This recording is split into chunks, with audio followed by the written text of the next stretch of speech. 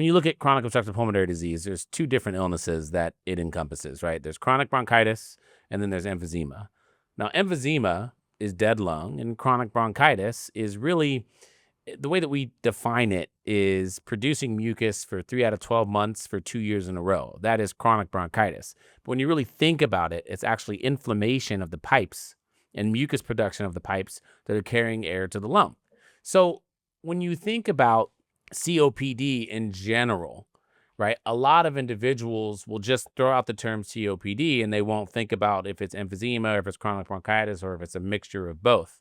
The first thing to understand is how the lung works, right? And so when we explain how the lung works, we're going to get into Tom's initial symptoms of shortness of breath at altitude, we'll talk about in a second. The lung is a bunch of pipes that lead to a bunch of balloons all stacked on top of one another. That's the lung. The pipes are surrounded by muscle, and then the balloons are actually where, when you take that breath of air in, you're going to take oxygen out of the air. Oxygen is 21% of the air. You're going to put it in your bloodstream. That's in the balloon. That oxygen is going to go into your bloodstream as the red blood cells pass through that balloon.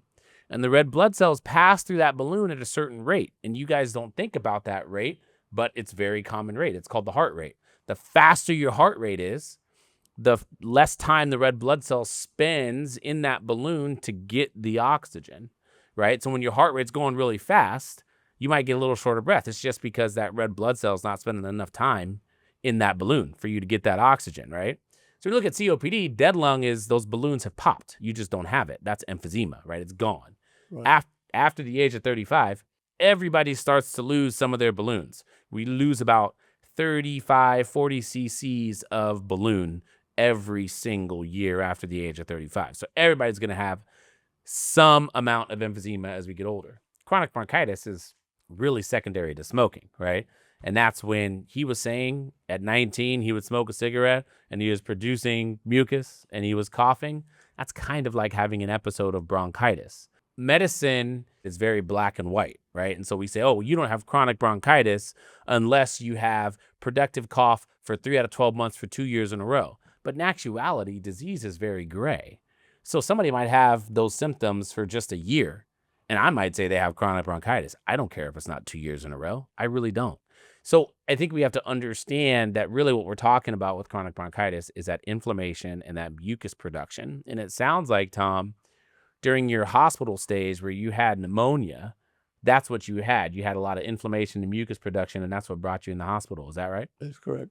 And what was that like when you go to the hospital? Do you feel short of breath? There's a lot of symptoms? Like what were those things? I had a lot of shortness of breath, and I also had AFib during that time. Mm-hmm. So that was a problem, getting my AFib down in order to get my breathing back. And it was very unpleasant, very, very unpleasant. But yeah, I couldn't even get out of bed. I had to use the urinal and stuff like that in bed in order to, I couldn't even get out and have breakfast, or they had to stay in bed all that time. Just was completely exhausted, completely out of breath. Dead, not dead, but dead, but, right. Exhausted. So when you think about the shortness of breath that Tom was experiencing, you ask yourself, like, why does he have shortness of breath if he's living with this all the time? So again, you've got emphysema, so you've got dead lung. And so when you have emphysema, you've got less areas of balloons. So that means that the blood has less areas to go and get oxygen. So there's a certain limit, right? Most of the damage in emphysema takes place in the upper part of the lung first. It starts up here because if you can imagine, if you go outside, you light a fire, smoke rises, right? Same thing happens in your lung when you're smoking a cigarette. Smoke rises. And so all of the damage and all the balloon popping takes place up here first. But I want you guys to think about something.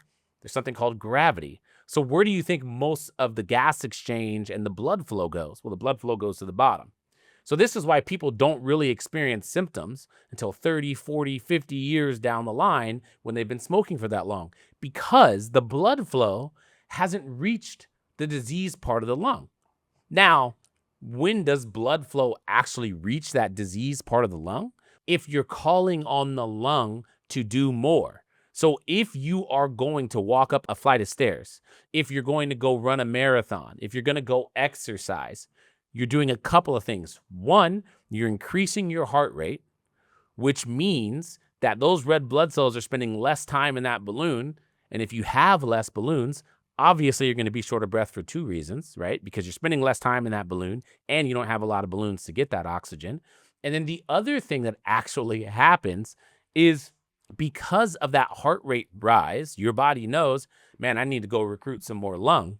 I better go recruit some more lung so I can gas exchange. And so the blood flow goes up towards the head. We call it cephalization. So the blood flow goes up here, but all that lung is diseased. So it really has nowhere to go get gas exchange. And so people get short of breath when they're doing things. Now, Tom, when you were walking up a flight of stairs or exercising, did you get more short of breath? Oh, absolutely. Yeah. So these are symptoms that Tom was experiencing, it sounds like, frequently. Yep. All the time now. All the time. I can't hardly walk half a mile without having to stop and you'd be exhausted. And it not only that, but it tires your body out too because you're laboring everything, you know. It's really difficult. So